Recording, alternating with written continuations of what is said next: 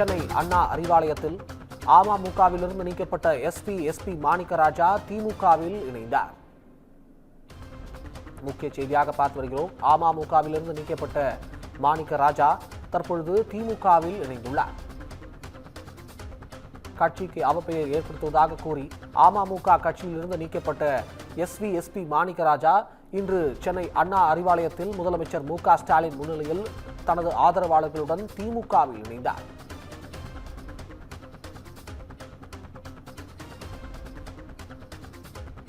முக்கிய செய்தியாக பார்த்து வருகிறோம். அமமுகவிலிருந்து நீக்கப்பட்ட மாணிக்கராஜா சற்று முன் திமுகவில் இணைந்தார்.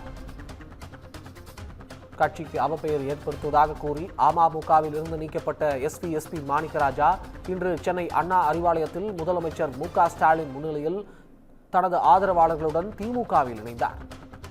இதுகுறித்து முழுமையான விவரங்களை வழங்குவதற்காக நம்முடன் செய்தியாளர் சிவகுமார் இருந்திருக்கிறார். வணக்கம் சிவகுமார், முழு விவரங்கள். அமமுக துவங்கிய காலந்தொட்டே தினகரனுக்கு வலதுகரமாக செயல்பட்டவர் மாணிக்கராஜா. தூத்துக்குடி மாவட்டம், கடம்பூர், அதே மாதிரி பார்த்தீங்கன்னா உள்ளிட்ட பகுதிகளில் அதிக அளவில் பிரபலம் வாய்ந்த ஒரு நபர்.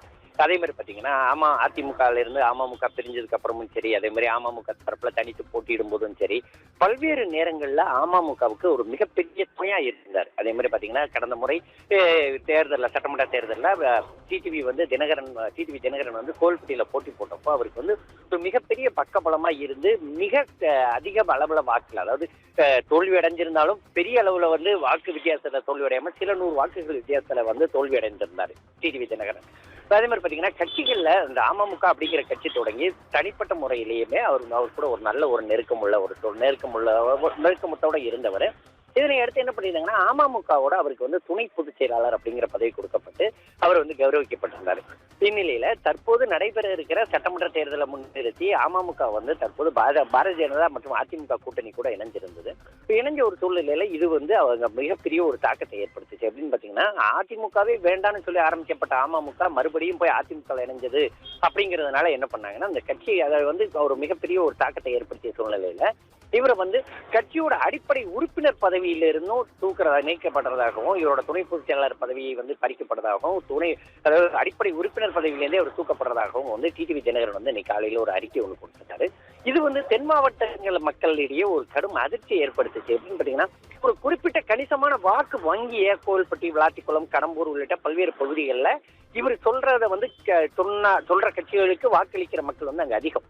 ஏன்னா அந்த அளவுக்கு பிரபலம் வாய்ந்த ஒரு நபர். அதனால மட்டுமல்லாது தனக்கு ரொம்ப வேண்டப்பட்டவர், அதே மாதிரி ஒரு வகையில் உறவினர் அப்படிங்கிற ஒரு முன்னிறுத்தி அவருக்கு பதவி கொடுக்கப்பட்டு அதன் அடிப்படையில இருந்துட்டு இருந்த ஒரு சூழ்நிலையில அவர் கட்சியை விட்டு நீக்கினது ஒரு மிகப்பெரிய தாக்கத்தை ஏற்படுத்துச்சு.